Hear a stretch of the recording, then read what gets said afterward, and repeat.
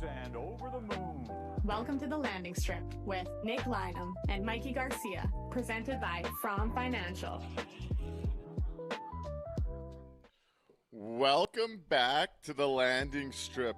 If you somehow stayed awake and didn't pass out during that Winnipeg Jets versus Columbus Blue Jackets game, that had to be one of the bigger eyesore games of the season. Columbus leaves it losing 2-1 to the Winnipeg Jets. In regulation, they fall to 1-6-1 at the end of this last 8 games. They've scored 13 goals combined in this one. And they get on the board early. Looks like they might have some jump in that first period. Columbus had opportunity after opportunity with some lazy defensive lapses, but they can only capitalize on the one early on in this game. And then the Winnipeg Jets take control of this game in the second and third period. Kyle Connor buries 2, becomes the third person to wear a Winnipeg Jets jersey, putting up I'll have to look up the stat here, but he joined Howardchuk and Scheifele on this night. Mark Scheifele gets 2 assists. I thought this was the type of game you see the Winnipeg Jets top line can win for them, and they definitely do it on this night. This was one of their better nights. Connor Hellebuck was not busy, only facing 16, but was good when challenged. Columbus leaves the last 2 games with a grand total of 26 shots on goal. And neither of these teams look like a playoff team. We're going to try and get through an hour talking about that one. I don't know if they left much on the bone to chew for an hour, but we'll go for it. Mikey, how you doing? Oh man, I'm shaking out the cobwebs. I'm awake. I promise. I swear.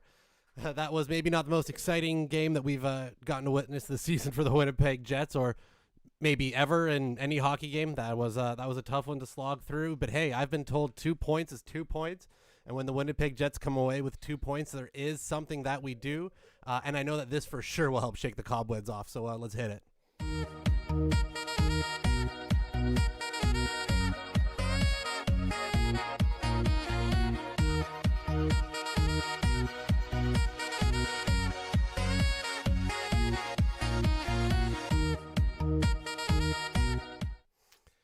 Whew, yeah, that was a fun one, and it's that Kyle Connor joins Dale Howardchuk and Mark Scheifele as the only players with 50 career multi-point games, multi-goal games. It's a tough one. Yeah, I lost it there for a second. 50 career multi-goal that games. One up. So on this night, let's get into the Anti-Tank Commander Award. Who is your anti-tank commander leaving the Winnipeg Jets versus Columbus Blue Jackets game? Mikey, starting with you. Well, it's got to be the player who came in clutch. It's the chicken man again for me, Kyle Connor. Those the 2 goals putting the Jets over in a game that didn't have a lot of exciting things happening. The 2 biggest ones came off of Kyle Connor's stick. So I'm gonna give it up to the chicken man again. Hard not to. Pomerlane goes. The anti-tank commander was Hellebuck's puck handling tonight. Handle the puck way well for something everyone gets quite concerned about. We did see him take control of the game in that regard. Real DFV says the Winnipeg and Columbus look like 2 non-playoff teams fighting for lottery position. That was my biggest takeaway. But for the anti-tank commander, I was going to go Kyle Connor. And he buries both off the stick of Mark Scheifele. Second one, Mark Scheifele takes it off. Sean Monahan finds Kyle Connor for that one-timer. Those 2 were, I thought, the best 2 players on the ice combined for either team on this night. Easily. We're probably going to be talking about them rather positively leaving this night. But I'm going to go somewhere a little different then, because we will give them love. And this guy hasn't gotten much love this year, and rightfully so in his minutes. I'm going to go the anti-tank commander, Dylan DeMello, down the stretch of this game. There's a couple times where things got close, and he made some pretty big defensive stops when Columbus looked like they got loose. I'm going to give Dylan DeMello some love in a game that hasn't happened very often this year for making some pretty clutch defensive stops that stopped Columbus from trying to claw their way back in this. We know Connor got on the board with both and wins this game. But I'm going to go with the anti-tank commander was the defensive efforts the other way from Dylan DeMello tonight. Yeah, Captain Smoker, that's a good one. A guy that's been kind of up and down in his positioning lately. They've had him on the third pairing, the first pairing. We didn't know who his partner was going to be, and they've settled back into old reliable, old comfy glove with Josh Morrissey. And yeah, that's a good call because late in the game he absolutely was able to keep it there for the Jets. Rihanna's anti-tank commander is Bones and Columbus Blue Jackets for not breaking their losing streak tonight. A.S. Flinner says DeMello finding his game in Game 76. A tough season for DeMello, but I thought this was one of them. The Scout Look says the Jets' record since trading Stanley and Shen is the anti-tank commander. When you look at this stretch, since they have traded both. In which, before we move on here, I see Mr. Meowcats looking for some action in the chat, so we might as well give it to him. No, there's a bunch of comments that need to be answered here, so we'll start there and we'll kind of keep her moving. First question was, is the tank done? Let's get that one out of the way. Is the tank done, Mikey? No, nowhere near. Actually, with the way that the out-of-town scoreboard is going for us tonight, the Jets are going to be firmly kind of in the spot that we kind of thought, anywhere between 6 to 8. The way, depending on how things go. Yeah, they're right in it still. I'm hoping for that number 6 spot because that was lucky for us last time. But they're easily going to be within range to still get that lottery ball. So anywhere that they finish lower to up those odds is going to be positive because at minimum they're finishing within that bottom 10. Yeah, they gained nothing on the race for a playoff spot today. LA wins in OT, so Toronto gets a point, which is nice for us tankers right now. We're basically in a race. The race that matters right now is Winnipeg, Seattle, Florida, Toronto, St. Louis. Those are the teams we have to be watching because we're juggling for like the 5th to the 9th spot in the first round. That's kind of where we're looking at this point. The playoff race doesn't really exist. Though, hey, Mr. Meowcat might disagree and might be hanging on for the miracle. They'd have to win out every game. But, hey, crazier things have happened. But when I'm looking at this, we're looking at those 5 teams I just listed. Florida loses. Toronto gets a point. Seattle's playing here tonight. And Winnipeg plays Seattle and St. Louis the next couple of games. The next couple of games are pretty big for this whole tank talk, because the playoff talk is basically done at this point. And Mr. Meowcat's got some sass today, so let's address some of that as well. I guess the real Jets fans must be disappointed with this win and says, y'all can hate this franchise all you want, but you can't deny this team is playing better after the Olympic break. Also says the show should be called the bitching strip. 2 points is 2 points. What is your thoughts here, Mikey? Let's answer all of Mr. Meowcat's descent for the landing strip tonight. Well, yeah, I would say that real Jets fans, and that includes literally every single Jet fan, because there's no real way to be a fan, would be disappointed. Because if you watched that game and thought that was some dominant performance by a playoff-bound team that's going to be able to, quote, do some damage if they sneak in, right, that's obviously not what happened. We all have eyes and ears. We all watched that game. So those fans would probably be disappointed. And the fans that are hoping that the Jets get a better draft pick, honestly, I'm not disappointed with the way that things kind of went tonight. Out-of-town scoreboard is still helping the Jets. They're still going to be in that range of those teams that you mentioned. They've got a good shot at a really good draft pick coming up. So, yeah, no, honestly, the only people who might be disappointed are the ones who still think that this is a playoff team because they're not giving you anything on the ice to show that.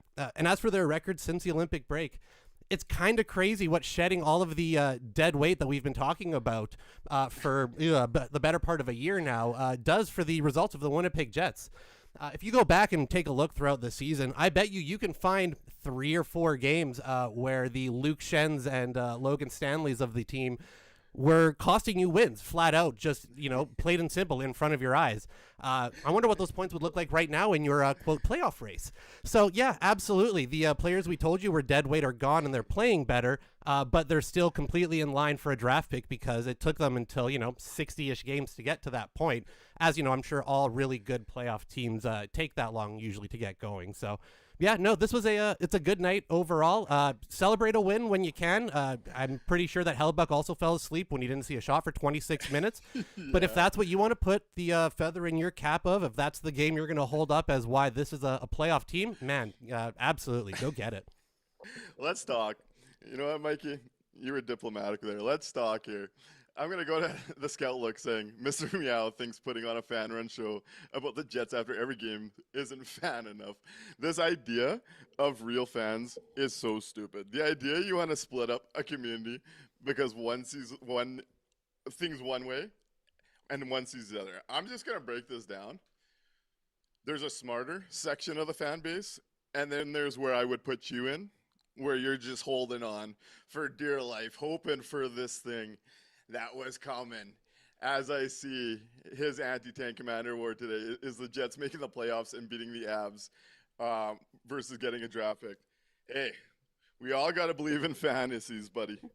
But if you believe at this point that this team is making the playoffs and beating the Colorado Avalanche, I do have some oceanfront property in rural Manitoba with your name on it. Send me an email. I can get you a good price because it's just not happening. They leave tonight still needing to jump 3 teams with St. Louis one game behind them that if they win, they have the tiebreaker. You're talking about jumping 3 or 4 teams. 2 of them are leaving tonight, 3 points ahead. This is not happening. They are more likely to finish in the 5 spot, 6 spot, 7, 8, or 9 in this draft lottery than to play in the playoffs. 1 more loss, and it's over. And hey, you want to hold on for a miracle? Go ahead. No one's telling you how to fan. Yeah. But if you think beating the Columbus Blue Jackets tonight is a reason to come in here for a victory lap on a playoff race that died the other night, we do need you to enter reality, because that's all we're talking about. We're just bringing you reality. If you don't like it, that's okay, my man. The phone lines do open up at the halfway point of the show. You could have your piece, get on the line, dial in. Let's hash this out. Let's talk about the scenario. But I'm if I were you, I would not be taking victory laps when we're waking up in like 6th or 7th last in the entire NHL. Like, yes, they have played better since the Olympic break. Yes, they are still trying hard. And guess what? At the end of the day, they're finishing in the bottom 10 of the NHL when this is all said and done. If that's what you want to hold the standard to for the Winnipeg Jets moving forward, this is the level that you as a fan aspire to be at, so be it. Everyone's going to have different standards. Everyone has different standards. If that is your standards of success, I would suggest maybe upping it and expecting more for yourself one day. But that will never be my standard. So that's where we might differ here. Moving into the game itself, Mikey, what stands out to you? It's got to be the top line to start this one off, no? Well, yeah, they were the bright spot when it came to the forward grouping today. Mark Scheifele and Kyle Connor were absolutely, like, easily the best 2 players on the ice pretty much every time that they stepped foot onto the ice tonight, which had to drive Grandpa Bones just absolutely up the wall. It was exactly the type of game that you expect out of those 2 when they're beaten up on teams like Columbus. So yeah, they were hot tonight. Again, those Kyle Connor goals were, especially that first one where he's able to sneak in from behind, reminded me a lot of the play that Rosain scored off of the other day as well. Really nice to be able to see them utilize both those players in a similar way, because yeah, maybe we can get Rosain up a line or 2 in the future. But yeah, really nice to see out of the top line tonight. Yeah, I know that Kyle Connor goal you're talking about. He starts on the half wall there, finds Scheifele, drives to the net. No one picks him up. Scheifele finds him, and he buries late in that second to take it into the second intermission tied. In a period, they dominated. Columbus didn't get their first shot till 16 minutes into that period? Yep. At that point, their last 5 periods, they had a combined 60 shots in goal. They are going through it. And on this night, the Winnipeg Jets' best players are the best players on the ice. Mark Scheifele's 20 minutes at 5-on-5, 21-10 in shot attempt advantage for the Winnipeg Jets, 2-0 at goals, and then expected goals. They carried it at 63.5%.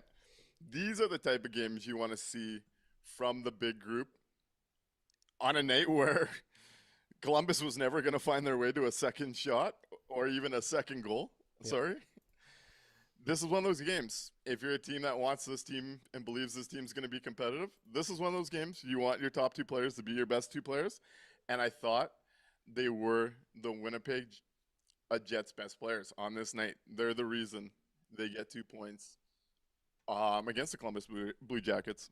Yeah, it felt like the Blue Jackets didn't have anything that worked against Scheifele and Connor tonight. Nothing that they threw out there really was able to slow them down enough to kind of put it off. So, yeah, it like I said, it had to have been driving Bones absolutely up the wall. Yeah, and we see after this game, I mentioned it last show. I was very curious to see how the big boys on the Winnipeg Jets played against Rick Bowness, given how we've seen them dominate the Paul Maurice games in years past. I thought Mark Scheifele, again, we've said this multiple times in the last week and a half, I thought he was the best player on the ice individually on this night.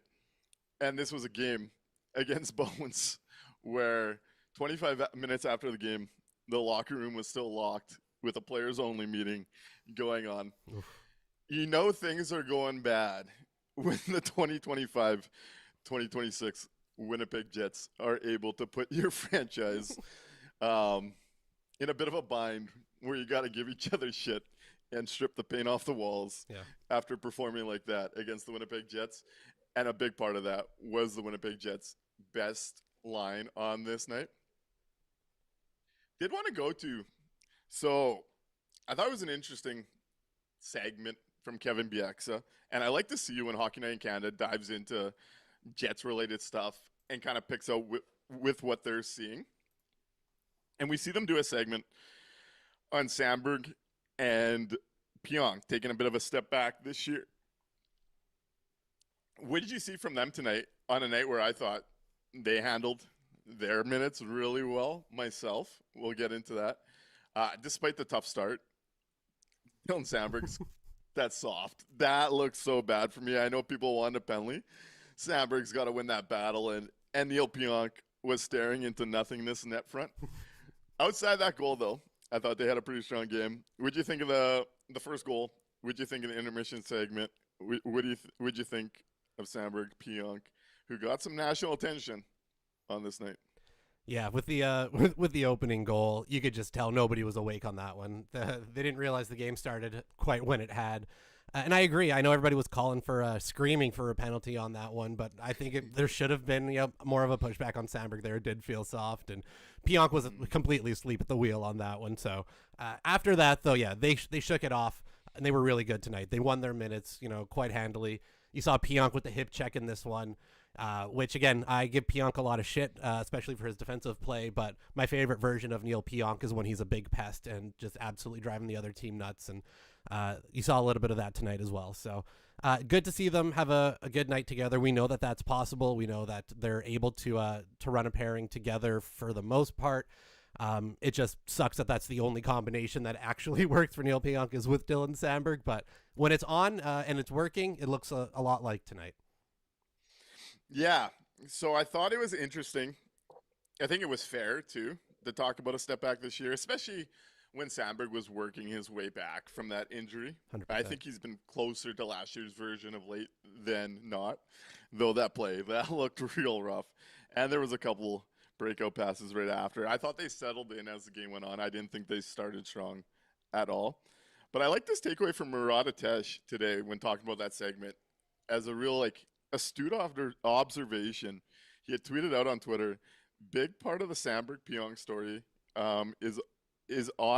is coaching. Winnipeg spent half the season with only the Scheifele line going right Well, the Jets adjusted by playing Morrissey almost exclusively behind that line. A 54-4-55 have only played 85 minutes together this season compared to 224 last year. And when you look at how much that middle six has struggled to score and to push play the other way, I thought that was a really interesting observation on the greater outlook of the season from Murat when breaking that down. As we've known, this has been a one-line team most of this year. But I do think we've seen a more comfortable, a closer to last year version of Sandberg down the stretch, especially post-Olympic break, outside some stumbles here and there. But I did think as this game settled in, they really ate some big minutes, won those matchups after a really tough start to this game. And I think that says something, too, about them bouncing back within that game. Yeah, 100%. It feels a lot like the season as a whole, right? A real shaky start, a little bit of uncertainty, but then kind of slowly rounding into form. It's interesting, though, that in a season where the Winnipeg Jets only had one line going all year, that the instinct was to then load them up also with the best defenseman on the team and the the best guy at transitioning the puck. They just completely gave up on the rest of the lineup, it almost feels like, and they're like, nah, it's fine, nobody else will do anything, we're only gonna have this going. It's an interesting piece of information to have. Yeah, when you start to break it down, something we'll talk about in this year's postmortem, I imagine, when we're breaking down every aspect of the season, and there's going to be a lot to talk about. Yep. Speaking of Murat, banger article the other day on tough questions needing to be asked of this front office group. Mm-hmm. Nice to see that. Let's see some pushes outside in this market. Like we get from Mr. Meow We Must, who says it's a better landing strip show when you have pushback, just the way Bones taught the Jets to have pushback. Hell yeah. I'll continue to say it. I always welcome pushback. I don't need anyone that's going to agree with me all the time here. You want to call in? You've teased it a couple times. Call in and push back on me. I think it would be fun. I'm totally fine with pushback. Nik Lynam is not like some others in this market who might be a little thin-skinned when it comes to that stuff. Don't worry about that. That's the whole reason. It. That's the whole reason we do a call-in show, so that you can call in and tell us why we're wrong. We're here for it. We do this 82 times a year with the phone number plastered right on the screen. If there's anybody that wants some talking and some pushback, I think it'd be us, right? And hell, we disagree and argue all the time on here, so come on, it's a good time. Though I disagree with another one of his points here, saying first half of the season was all about the injuries. There's a little bit more missing in that conversation than just injuries when this is all said and done. Absolutely. The injuries play a big part in, where the Winnipeg Jets are right now. If you go back way before the season starts and when we were doing preseason kind of predictions and things like that, one of the things we talked about was a fully healthy version of this lineup is probably still a playoff lineup. It's still a wild card lineup. They are still good enough. Connor Hellebuyck, we believed, was still good enough. All those type of things. The injuries were, absolutely a chunk of the reason why they're in the spot they are in now. The other part of it, too, is they haven't done themselves any favors, right? The way that they've run the lineup, the way that they've treated the veterans in this team versus, the quote-unquote young players has also been a big part of it, right? Their whole process. We talked about it on the last show. It's not just one thing to point to. It's not just the Scheifele Connor and, that's the big problem. It's the way that the Winnipeg Jets are just so rigid in their thinking and in their roles and everything else that really kind of put them in the spot that they're in now. Yeah. And unfortunately, Mikey, we just found out we're not going to hear from our friend Mr. Meow We Must until like 2028 or 2029. Says, I will call in during the playoffs. Another reason to cheer for the Jets to make the playoffs. Fortunately, it's going to be a few years before we hear from our guy, Mr. Meow We Must. But hey, at some point, that's going to happen. It won't be 2026. Does the NHL Network still air old playoff runs on TV? Do they do that still? Maybe they'll show the 2021. That'll be fun. Let's get into the financial face-off, where we'll open those phone lines. Let's get into it. What did you think was the difference between the Winnipeg Jets and the Columbus Blue Jackets tonight? Which part of this game influenced the scoreboard the most? Let's get into the financial face-off. Right on. Let's hit it. Thanks for calling the landing strip. You're on the air. What would you like to talk about?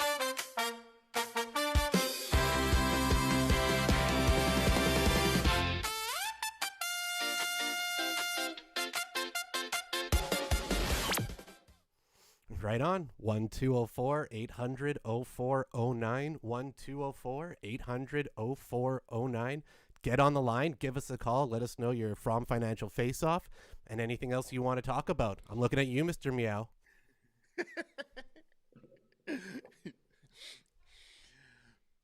Mikey, let's start off with you. What's your from Financial Faceoff after that snoozer of a game? I'm going to go with the fact that Columbus's dump and chase tonight was pretty bad. It was pretty atrocious. They were losing that forecheck battle all night with the Jets. They made Connor Hellebuck look good handling the puck, for fuck's sakes, and we know that that's not normally his his most crowning achievement. I watched that video the Jets put out the other day of of Hellebuck and some of the guys shooting, and the dump and chase from Columbus tonight was real rough, and I think that made a difference. No, that's a good call, especially turning it up the other way. From Financial Faceoff, where do I want to go on this night? Rihanna's from Financial Faceoff is the landing strip trolling Mr. Meow. We love to see Mr. Meow. There's a few. Mr. Meow, I'm going to have to look back, but right after that 11-game losing streak, there was one guy, I think the Jets won 3 in a row, and they win the first one. And he was one of the first 4 comments on the show saying, now I want to hear what the excuses are. The Jets won a game. And it was right after a losing 11 straight. And I'm like, do we live in the same world? No. And he did that 3 times. I miss that guy. He's got to come back as well. If you're out there. I love the people that push back on me. I don't need the positive encouragement. Makes the show better. That's what we do. I'll take a run. Though, I do think a lot of those people listen a little too much to CJB at noon for someone that's misguiding them completely here. Yeah. Let's get in my from Financial Face-Off, where Scoutlook says his is the Jets playoff odds moved to 5%. Big jump here today, folks. 1 in 20 shot the rest of the way. Tikona Pauli's from Financial Face-Off was Columbus Blue Jackets' lack of offense. And I think you saw that on display in the first period. Even a bit in the second, they get a 3-on-1 or a 4-on-2 effectively. Barely get a shot off. There was a play in the first period, odd man rush, barely get a shot off. They were not good at taking advantage of the opportunities that they had. For me, my from Financial Face-Off in Game 76 of the Winnipeg Jets season is the fact that I might have a new favorite game tape to watch instead of using melatonin at night. I might have to record this one as the new sleeping medicine moving forward because it was hard to stay engaged with that game for long stretches. Yep. That was a rough one. Compare that to the 2017-2018 playoff series against Nashville, which was maybe the most exciting playoff hockey series, What a difference a few years makes. Reigns from Financial Faceoff is the lack of heart after what occurred for Columbus in the last 5 and Bones' comments. Oh, yeah. Bones is about to be real done with that group. They had an opportunity to jump back in a playoff spot today. They've been really struggling, and they do nothing today, next to nothing. Eckers from Financial Faceoff was Werenski tanking the night off. Not his best night for a guy that's in the running for the Norris. He's been a real impact player. There was even talk of him in the MVP race for a stretch there. I like that from Ecker. Yep. And I'm sorry, did we see that the playoff odds are up to 5%? Oh, yeah. I believe that's also now what our odds for the number 1 pick are, too. So perfectly balanced right in the middle. Look at this. The cosmic forces are working for us here. As of projections today, 1, 2, 3, 4, 5, 6, 8th last out of today. Just looking at projections over on Hockey Stats. Don't love that spot. Love that spot. Could drop the next 2. Would be pretty huge. If Seattle gets a win tonight and then a win against the Jets, that's a big one there. Yeah, we did see a pretty good out-of-town score board today. LA keeps the 3-point gap with another OT game. Their 31st OT of the season. Whew. Toronto still gets a point, so Winnipeg's tied with them, though Winnipeg has a higher points percentage because Toronto has played an extra game. We see the Devils end up getting a point. Did they end up finishing off that game in a shootout against your Habs? Habs won. No, in the Habs shootout. won. So Devils get a point, though, so the Jets only gain one from there. There's a big gap there. Yep. Who else really impacted them today? Florida got frickin' smoked 9-4. That was brutal. Starting to make me real miserable. They're kind of the favorite for me for that fifth last spot at this moment. And then Seattle plays the Blackhawks right now, 0-0 with 3.5 to go in the first period. Yep. That should be a game Seattle can win. Yep. Unless the Blackhawks want to go on a bit of a tear. And then Predators up early 2-0 on the Sharks. Excellent. We've got our first caller. You ready? Yeah, let's go to the phone lines. We've got Al Camino on the phone. Thanks for Gentlemen, calling the how are you landing this strip. evening? I'm doing good, Al. How are you doing? I'm doing good. I'd like to push back on you, Nick. Do it. The only good thing about Hockey Night in Canada studio show is Jennifer Botterill. True. Luke Gazovich, what are we doing? Like, Yeah, surely, I'm with you there. surely there's got to be someone better. And can we just like take Ron McLean to the glue factory already? Like, is he the host? Is he the host or is he the guest? I don't know. Like, but hey, no, I don't anyways. mind that pushback. I like Botterill myself. Yeah, it is time But, for yeah. Ron. Yeah, he can go host Battle of the Blades, and that's about all. But I did read Murat's article the other day, and make some great points. But the one thing that he and no one can figure out is how they're supposed to move forward if they don't tank. Like, there's no path for that. And anyways, I just wanted to push back on that, Nick. Have a good Hey, night. no, that's more than fair. That's what this show's all about. It's nice to see some pushback. And you owe my I dog have an a- apology. Like, he's just about shit himself. With the From Financial Later. song? Yeah. All right, later, Al. Thanks for the call. There's some pushback. Get over here, Leslie. Yeah, we startled Al's dog with the jingle from the From Financial Faceoff. Should we pitch? Because Al's right. And Al's right about the idea. Everyone's saying, like, oh, we can retool, but no one's able to show us the map way. I was kind of playing around with it the other day. Should we try and retool the Winnipeg Jets on the fly here? Let's see it. Can we do it?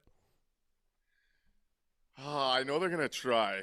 I think everyone knows that I don't believe that it's possible. But I guess here's what we'd have to look at here. I got to find it. I was mapping it out at home. I'm always trying to find avenues for you folks. So clearly this year, they lack scoring, which was obvious dating back to last summer.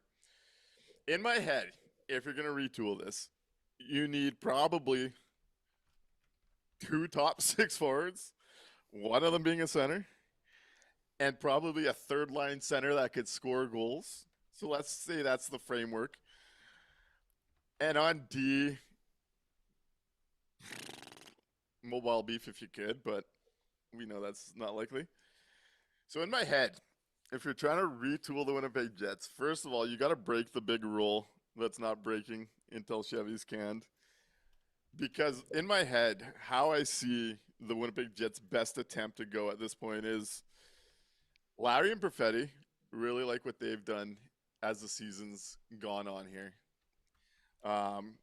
Could really use a right winger that could score with that pair as a third line. I think that's where you got to get to with the Winnipeg Jets. So then you're like, holy shit, that's our second line right now. How do you possibly acquire a whole line of players in the top 6?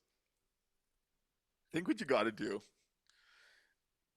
is you aim for, Perfetti, Lowry, and a scoring third line level player, which is doable, typically cheaper on the market. I think that's the type of asset that they can go get. And then what you really need to do is you got to look at your first line as blank, Shifley, blank, second line as Connor blank Velarde, potentially.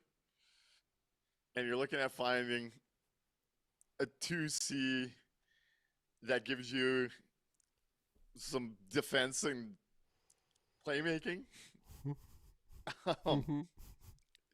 You're looking for Scheifele to carry a couple offensive wingers. Maybe one of them is an Isak Rosane. Maybe Rosane. Okay, actually, let's map this out. Let's go Perfetti, Lowry, Rosane as your third line. Let's go blank, Scheifele, and we're asking Mark Scheifele to carry Brad Lambert. So you need a 2C and a top 6 left winger. You're going to have to trade, ideally, Neil Pionk for that winger, which I think is doable, to be quite honest. And then you're going to have to move futures for the center.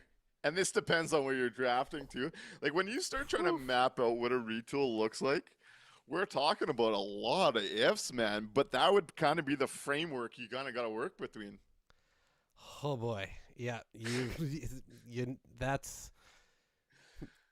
Is it a, like, you know, it's a task, man. Essentially it's a rebuild, but with a longer time frame at that point. You know what I mean? Like, you're hoping that Scheifele going forward into his year, what is he, 32, 33 right now?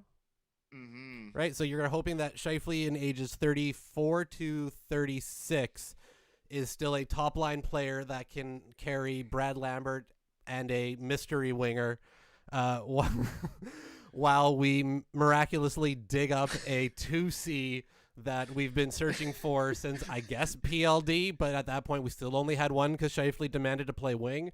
So it's a big ask. It's quite the large ask. Now, I guess if you say by some miracle the Winnipeg Jets end up in that number 1 overall draft pick spot this year, it helps, right? You add the winger, you add Gavin McKenna, for example, right? That's going to fill up that spot right there. The big question still is, where are you getting I know I'll be the bad guy. I know everybody keeps saying they need a 2C, they need a 2C. They need a 1C. They need a 1C. If they're going to be do we want a Stanley Cup team? Do you want a Stanley Cup team? Then you need a 1C.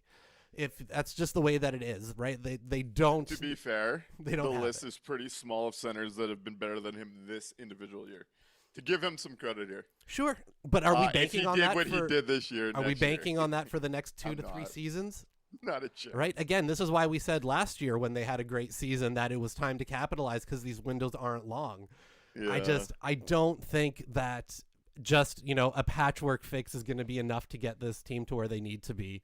There's too many holes, and they don't have the capital to spend to go out and fill them.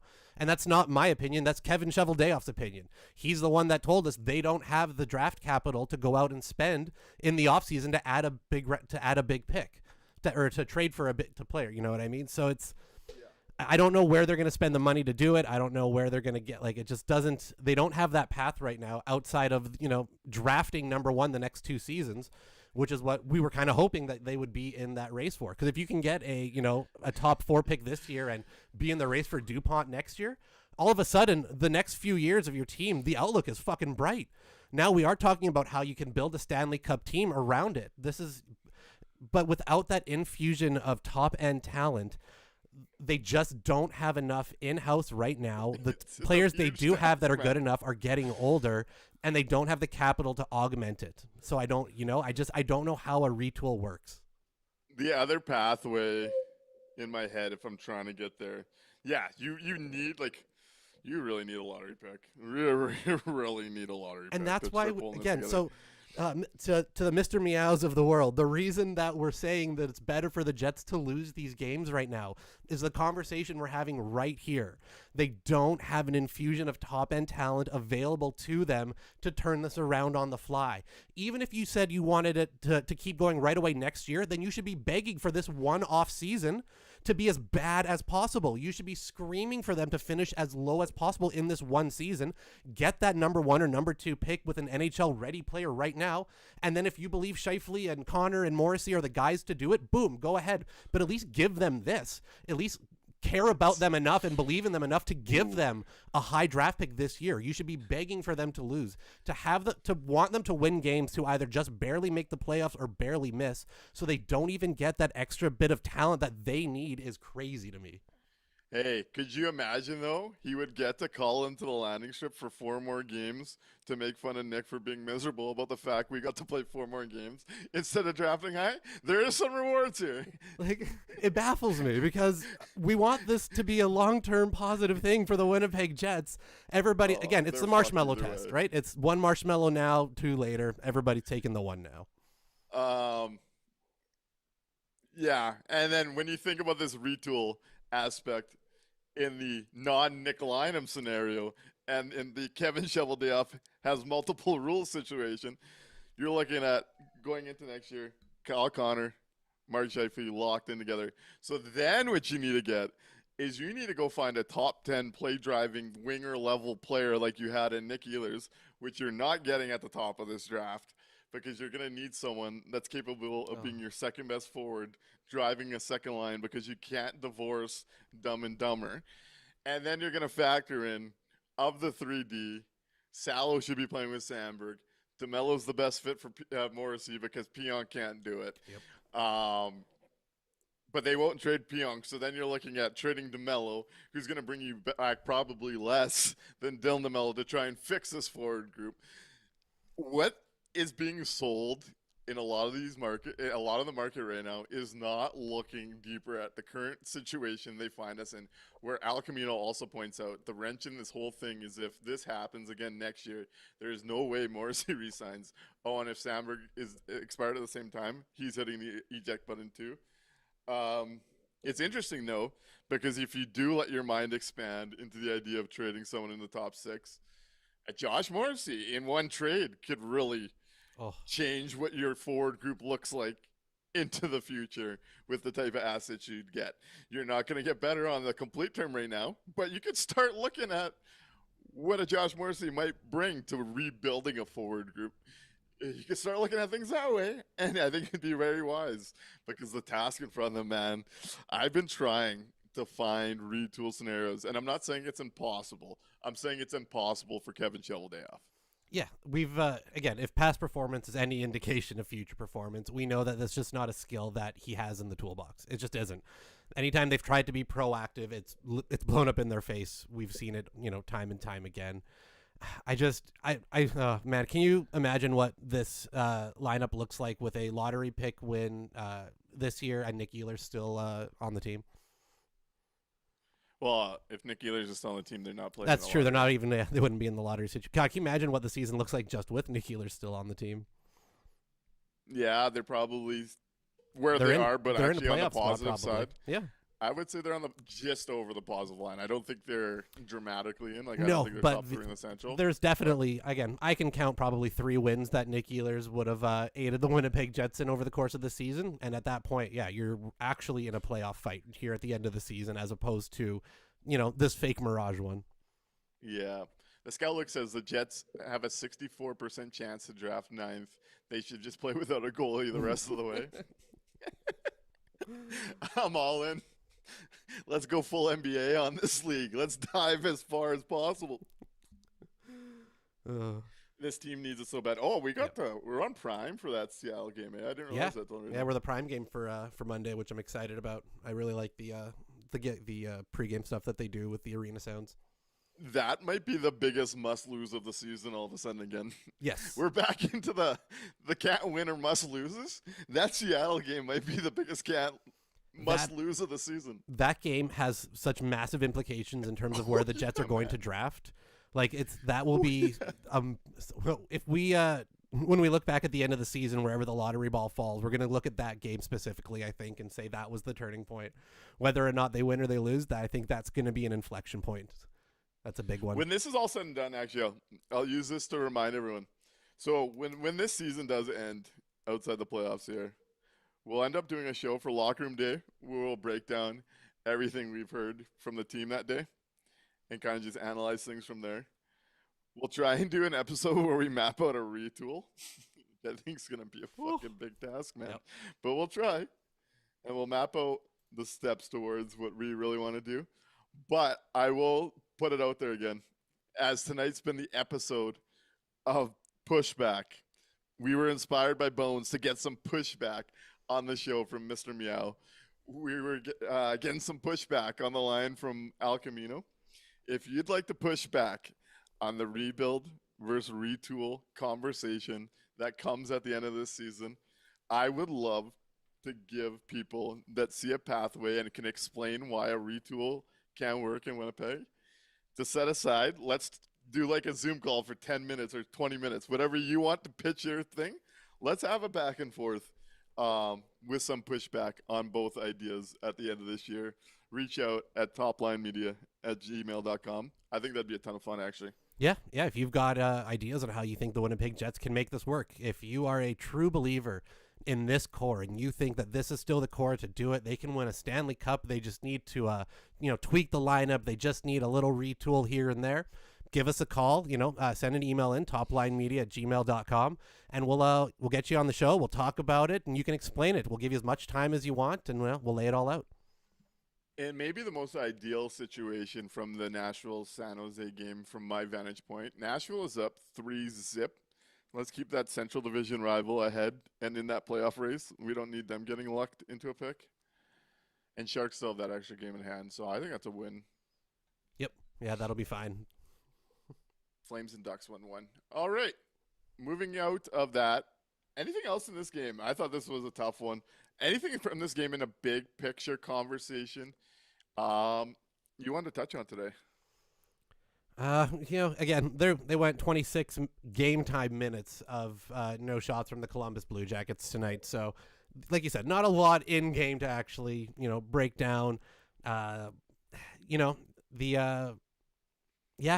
was just a tough one to get through. I'm going to be totally honest. I definitely started to head bob in that stretch of no shots on goal. So this was but hey, I'm gonna say it. 2 points is 2 points. And also my Habs won tonight, so I'm feeling pretty good. There you go. 100-point season, baby. Ethan does say they should retool around trading Connor Hellebuyck to fill that 2C hole. We'll map out all sorts of ideas. Ooh, we could do a what if show one time. We can talk about what it would have looked like if they traded Kyle Connor and kept Nick Ehlers. Yeah. Another anemic night for the power play on the one chance they got. Yep. Yeah, they haven't scored two power play goals in a game since before the break. Yeah, Mr. Meow says he loves the idea. Hey, you rally your retoolers around, we'll give you the air. We'll have those conversations. We'll see who wins those debates. Al Camino wants to send Toth and Ross Leviton a link. I love that debate they had. Yeah, it was wonderful. So jealous. I would love to do that to Jimmy Boy. Would love to do that to Jimmy Boy. He wouldn't know what hit him. We'll save that for another pay-per-view, though, maybe. That's right. Let's get into the 3 stars and a lottery sim on this night. I don't have much to say about this game. Shout out the top line. Shout out the Jets not allowing a shot against for 26 minutes. Yep. Shout out Connor Hellebuyck for not taking a nap. Yeah, shout out 2 points, I guess. Yeah. Vibe Up wants to know, are you guys going to support any team for the playoffs? Well, you got an obvious answer. Yeah, well, for me, it's the same all the time. They haven't been there too often lately, but Habs back in the playoffs. I'm a longtime Habs fan. Please don't hate me. I promise I'm not one of the bad ones. I know most of them are terrible. Is there a specific team I'm cheering for this year? I'm not someone that does cheer for like other Canadian teams or stuff. Like if someone was gonna break the Canadian Cup drought, I'd want it to be Winnipeg. Screw every other city, Agreed. honestly. Yeah, I'd never do that thing where it's like, support whatever Canadian team is in. It's like, no, I hate most of the other Canadian teams. I wouldn't mind seeing Ehlers and Carolina get over. Yeah, that'd be cool. Would be great for the narratives too. Yeah, God. Wouldn't mind seeing the Buffalo Sabres go for a run. First playoff trip in 14 years. From You're a big fan Logan base Stanley perspective. guy, so that makes sense. Yeah. No. See, that's the downside right now. I want to see that market do well with it being a small market that had such a big drought. And then they went and did that, so it makes it a little tougher for me to cheer for them. Well, you know what? I like what El Camino says. Hoping for a long Buffalo run, so Stanley prices himself out of a return, which this is smart. No, that's a good call. Real DFE says Davis Payne needs to quit calling Brad Lauer for special teams advice. We are back to those lows on the power play. Matt Duran's cheering for the Bruins. Yeah, I don't know if I have a team this year. I'll let you guys know at the end of the year. Good hockey. You're cheering for good hockey. That's it for me at playoff time. If the Jets aren't in it, I'm not interested in anybody other than the Jets really winning a cup. Yeah. Maybe some players more so than teams. Yeah. Let me think on that.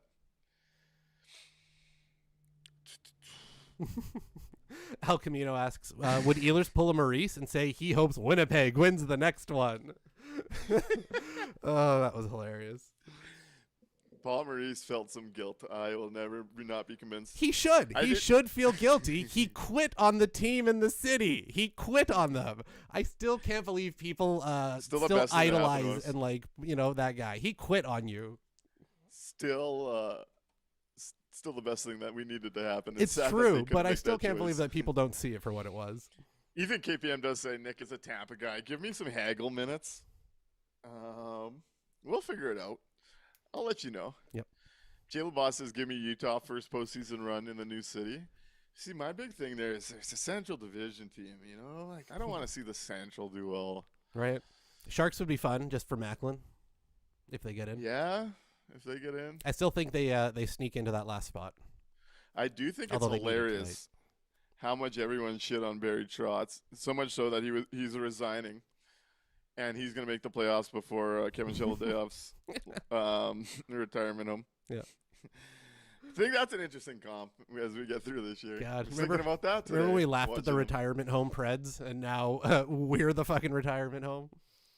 When everyone was hyping up their offseason, specifically said, I'm not worried about that retirement home. It went against everything I watched them do that year. Yep.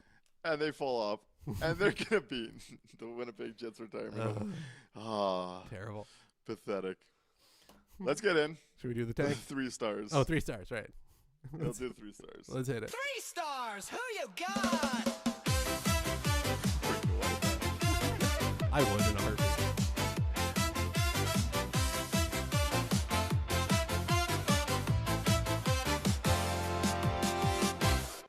Make Claude the director of communications, and he can do all the press conferences. I want to hear him speak all the time.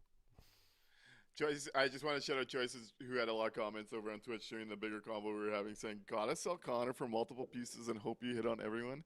That is the smart play to go, but lost that capability with that extension.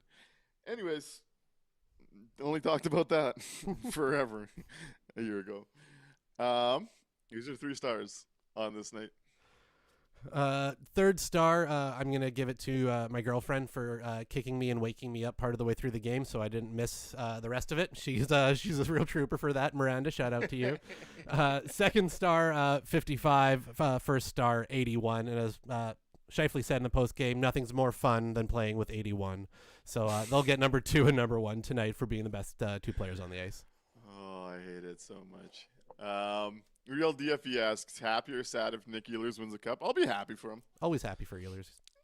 I don't think it ultimately would have happened here, but God, it's very clear how much he was underappreciated so here. Frustrating. And some people knew. So obvious. Anyways, it's so obvious. Victoria FC says, watch Logan Stanley win the cup. Would be dope.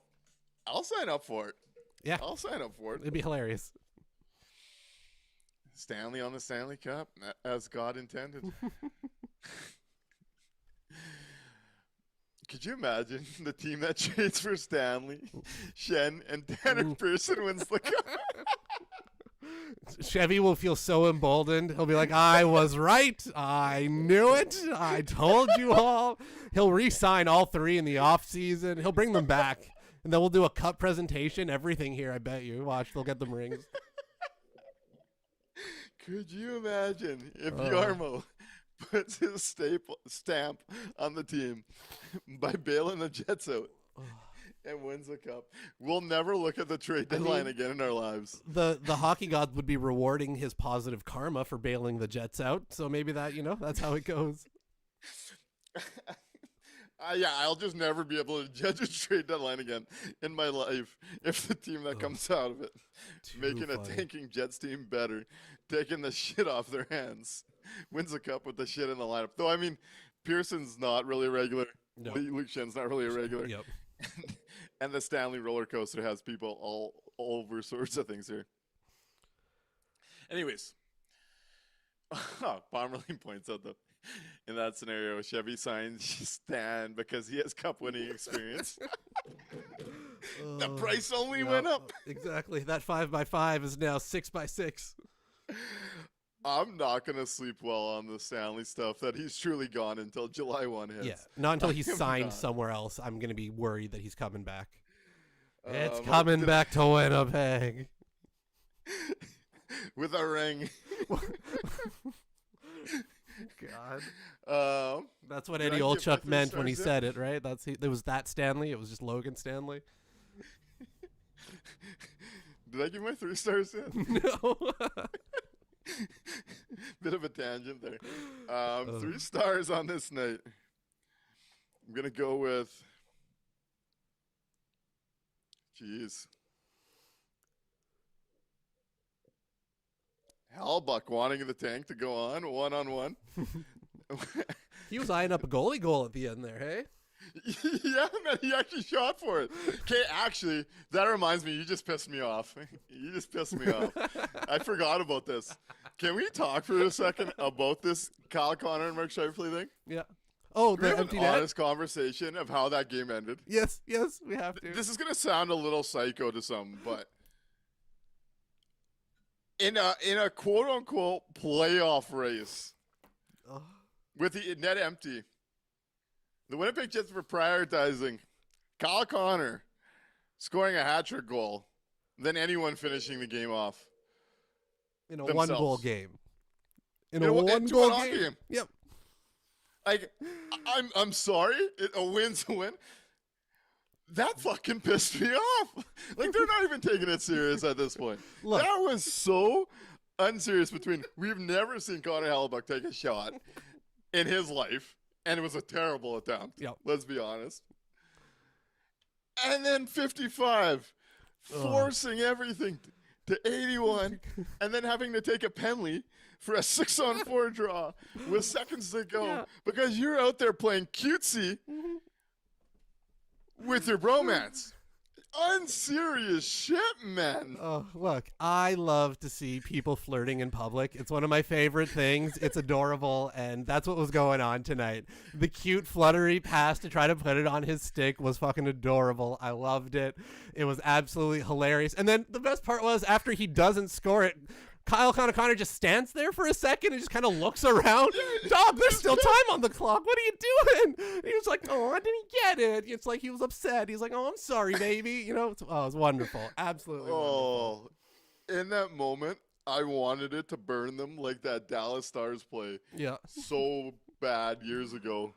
Oh, that was fantastic. They were prioritizing who got the final goal so that there's a hat trick, rather than icing the hockey game. Wonderful. Yeah. If choices TK, 55 and 81 friendship over winning, but if 55 misses 100 points by 1 because he didn't play that the right way, can you imagine if he gets to 99 and it's all because he didn't get that goal? Oh, as Real DFE says, after Scheifele tried feeding Connor for the Hattie, I was hoping Columbus scored. Yeah. Rihanna says the KC Scheifele PDA was on full effect. So cute. It was. AS Flinner says it's the same old, care more about points than wins. And Vibes Up says Arniel was pissed. Yep. As anyone should be. Relationships over results. That was insane. Given what they believed the stakes were. Yep. Unbelievable. Hilarious. That being said, they're going to get the first and second stars because they're the best players on the ice and they win this hockey game. Obviously. But it's so selfish, so self-centered. Actually, that last minute was the Winnipeg Jets problem in a nutshell. Actually, if you want to just convert what we talk about off ice into an on ice scenario, That play, the 2 shots at it, trying to force it there instead of just sealing it, was the Winnipeg Jets' problem they got to solve at the very top of the organization. What happened there is their problem. Yep, 100%. That was it right there. And you know what? Palmer Lane points out Columbus almost did score on that very last play, but Hellebuck chose That to was be nice save. anti-tank commander. It was a big save. Yeah, they almost did. Oh, it pissed me off watching it. I'm like, you guys are just losers. That was crazy. But they were the best players on the ice, and they're the 1 and 2 star. Absolutely. Let's get into the lottery sim on this night. Excellent. All right, here we go. In 3, 2, 1. Hey, Winnipeg Jets move up to second place behind the Florida Panthers getting number 1. Florida gets number 1, but your Jets move up to 2. Ivan Stenberg, make your way down. Hey, listen to this. Listen to this. We're gonna fantasy book something here. Let's do it. I like this. I like this finish. Because you know what? You know how this ends up going? How's this go? The Florida Panthers trade the number 1 overall pick to the Winnipeg Jets for Connor Hellebuck, and you start like Vancouver did with the Sedins. You go 1-2 at the top of the draft to kickstart a new era. You want to get exciting, folks? How about that little twist to it? Oh my God. Okay, see now you've sold me on. Okay, we can make this work. We can. Yeah, because you know he wants to go to Florida. That's happening. So if you can get the number 1 pick out of it, baby, all day long. Okay. So I'm a big Bill Simmons guy, and he does some Conspiracy Bill NBA segments. Do you want to end the show with a Conspiracy Nik segment? Always. Let's talk about it. Emily Kaplan the other day talked about on the air how there's a few American superstars expected to ask out of Canada down and head back down south. Mm-hmm. Now, to me, a few has always meant like 3 or more. Yep. And then by process of elimination, I arrive at the 3 Olympians that are left playing in Canada. Mm-hmm. No. Brady is going to probably be first. Yep. Matthews is totally getting there. Yep. The third one, here's Conspiracy Nik. That was the first gold medal in 46 years? Since Miracle on Ice. You know when teams win together and what that means. And then we watched the Kachucks podcast and Hellebuck chopping it up with the Kachucks and really praising their type of leadership because you don't see it in every NHL room. Mm-hmm. Mm-hmm. That raised a bit of an eyebrow. Yep. Bobrovsky, 38, no longer going to be spending $10.5 million. That raises an eyebrow. Mm-hmm.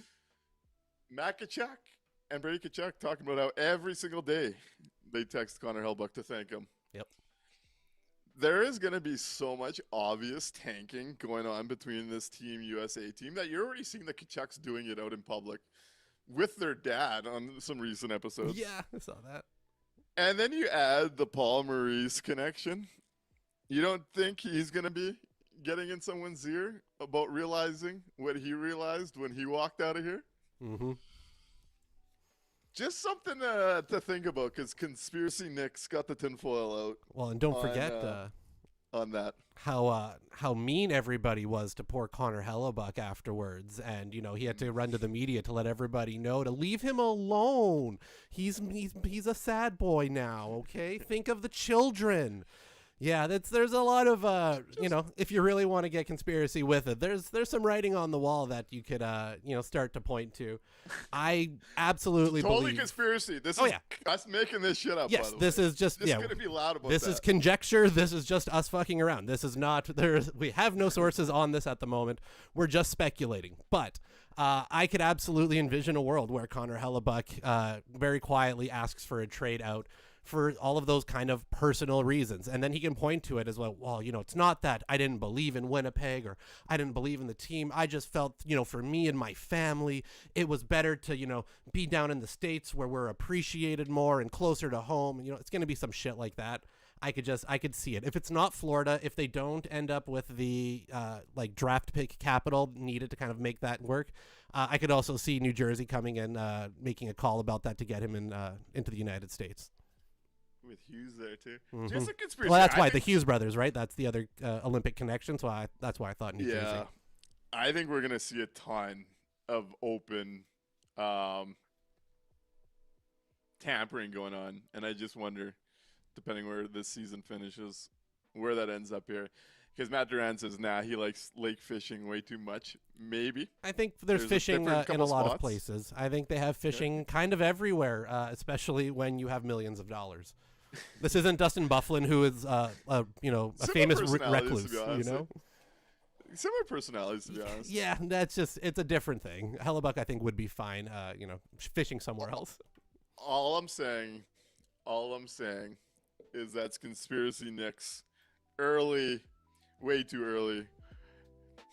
There's a lot of dots that make you go, when it comes to those USA boys right now. Things that make you go, Things that make you go, But I'll take number 2. It will really frickin' piss me off if they were to see Florida win the lottery. To watch Paul Maurice win back-to-back cups and then him get gifted a lottery pick will make me sick. As like the head guy on the Paul Maurice hater agenda, still fraudulent cups. He pulled the Kevin Durant.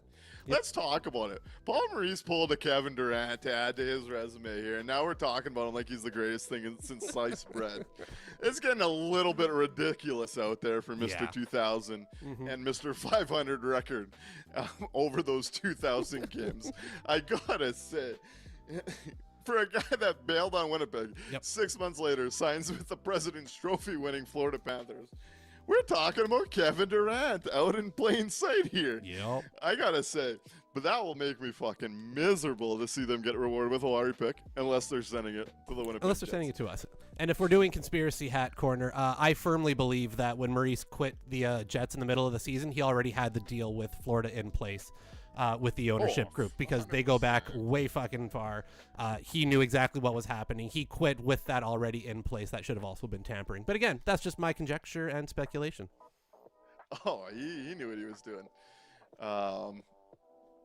Yeah, we'll see where all that goes. Had to get into the little conspiracy tonight. The dog's been bugging me for half an hour. We got to get out of here tonight. I want to thank you all for tuning in. 6 games to go. The games that really matter, folks, when you're checking in each and every day: Seattle, Winnipeg, St. Louis, Toronto, and Florida. Those are the 5 teams positioning themselves for the 5th best odds down to the 9th.